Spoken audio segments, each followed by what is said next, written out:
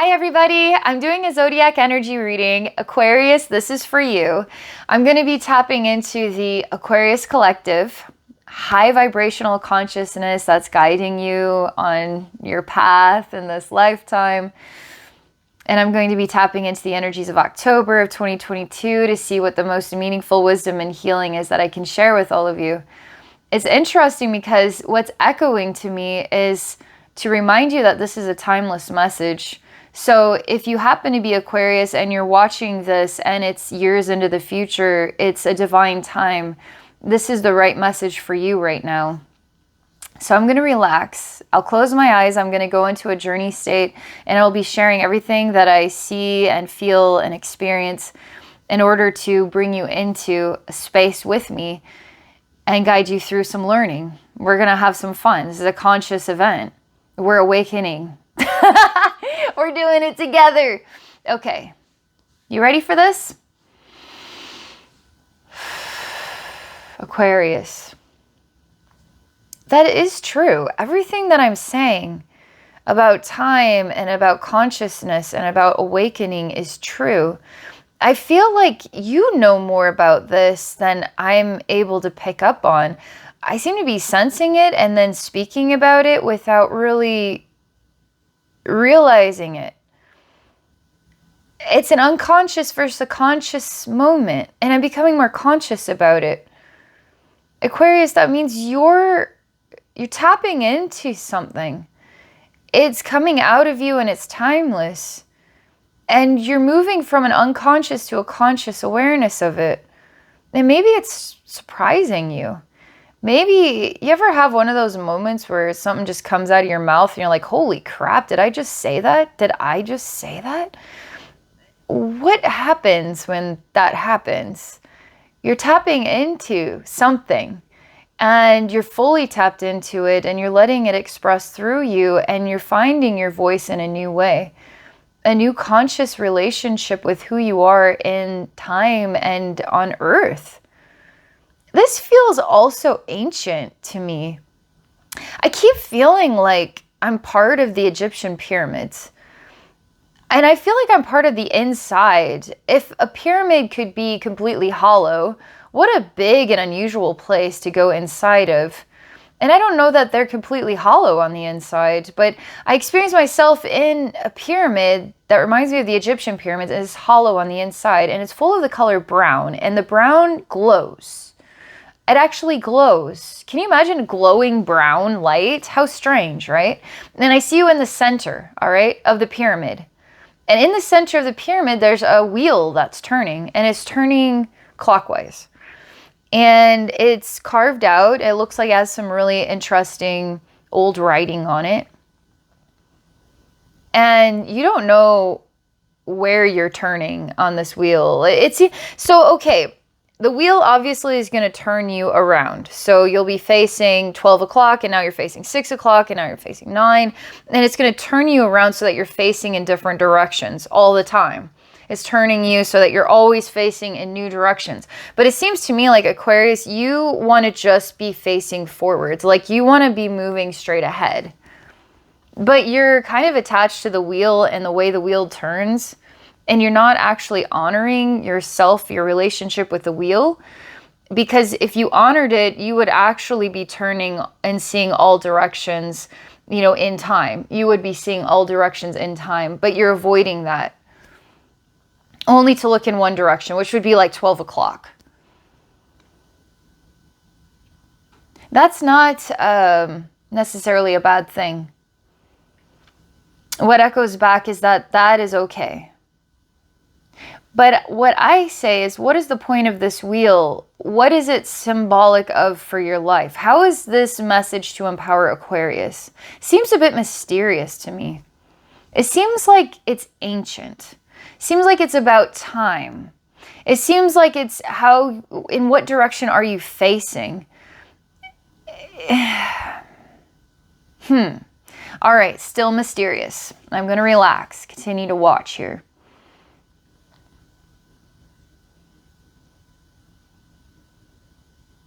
I want to change things for you, and I can't. Only you can change things for yourself. My guides say, if you could change something about this scene, what would it be? I say, I would invite people into it. I would invite the appearance of people.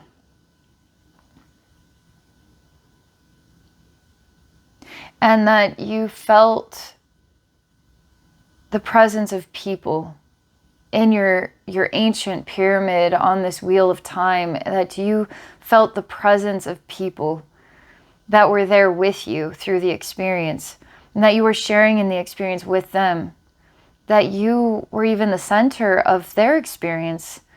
Something about how much you matter. So when people are around you and they're watching you and they're smiling at you, it is acknowledgement of you. It is a sense of communication that they're having with you. There's still avoidance.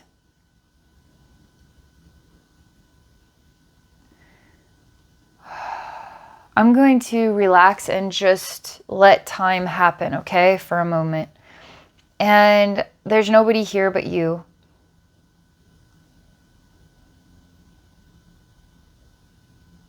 Starting to understand that it's love.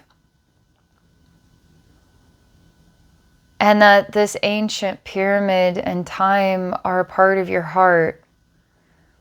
And that love is a part of your heart. And that all this big, vast, empty space is not true.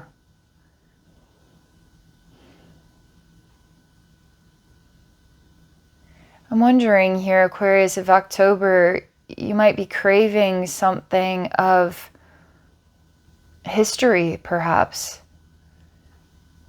Earth history. Archaeology. I even think about the Library of Alexandria, a place where you could go to acquire like timeless artifacts that are essential to understanding human thought, what humans saw, even 10,000 years ago. It feels like old information. It feels like even hungering inside yourself for maybe a past life reading, or to really see yourself in time, in a different time than you're familiar with.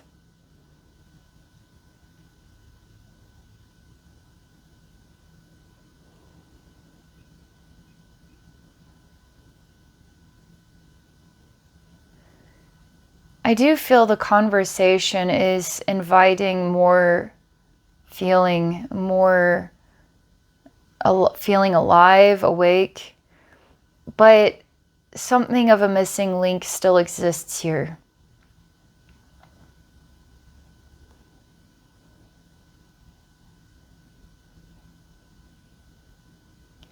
You know what kind of bums me out? There's going to have to be an event that's going to wake you up a little bit. Seems like it might be a bit startling and uncomfortable. Because all of a sudden there's a person with a torch and they put the torch right into your emotional gut and it burns you. And you snap out of this sensation of history and time and your soul's memories, and you start to realize that there's a call to action here.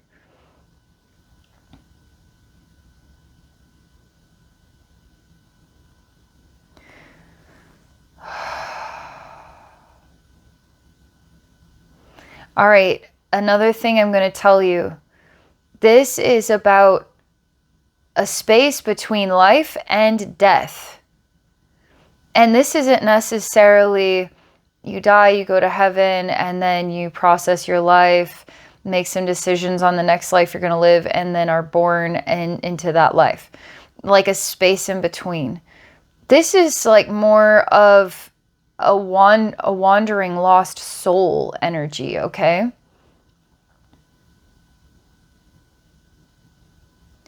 And that is a misdirection.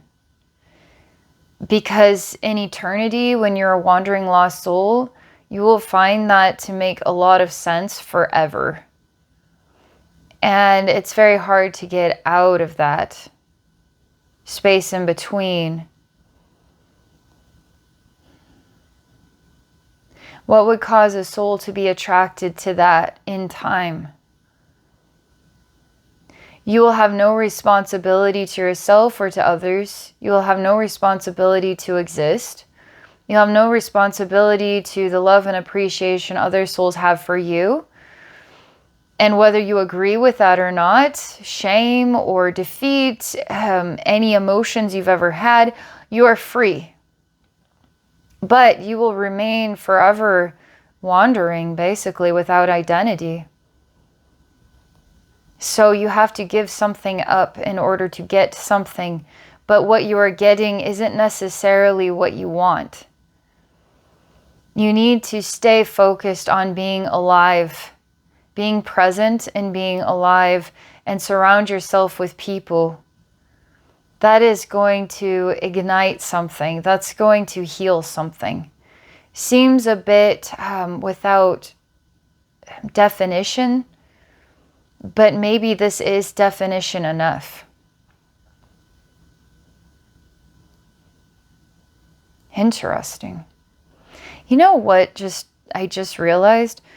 In the Capricorn Zodiac energy reading, there was the two walls that fall together and create a triangle shape. And here we are in Aquarius, and there is a big, vast pyramid. For Capricorn, it was like a message to remind you of your strengths. And perhaps right now, in the energies of the world right now, we're learning how to work with each other and learn from one another.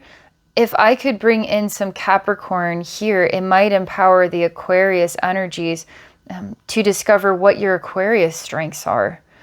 And once you discover what your strengths are and what makes you like hold a candle to, it's like what makes you stand in your own space of empowerment, of gift, of talent. Isn't that what we came here to do for each other?